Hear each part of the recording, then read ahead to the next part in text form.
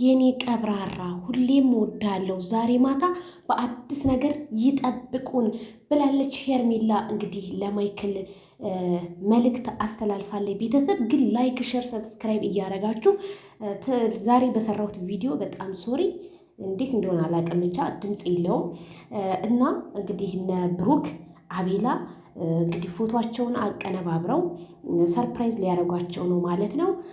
በጣም ይገርማል። እንግዲህ እኔ ምን እንደምን አላውቅም። ፍርድ ለኮሜንታተር።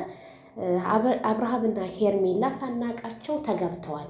ላይፋቸውን እየቀጩ ነው ማለት ነው። እንግዲህ ለመጀመሪያ ጊዜ አንድ ባለትዳር ሰው ሆኖ እንደዚህ ከተለያዩ ሴቶች ጋር ፎቶ መነሳት እኔ ለመጀመሪያ ጊዜ ሳይ በጣም ገርሞኛል። ቤተሰብዬ አዎ እንደሱ ያዝ በደንብ አድርገህ ያት እና ጨብጫቢዎች በቃ ሁሉም ነገር ተሳካላችሁ፣ ደስ ይላል።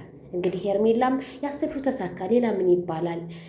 ፎቶ በፎቶ ነው ያደረጉት እና እንደዚህ አሳጥበው ምን አለ የሆነ የተገጣጠሙበት ነው ደግሞ ያሰጣጠሙት ማለት ነው። እና እናንተስ ምን ታዘባችሁ?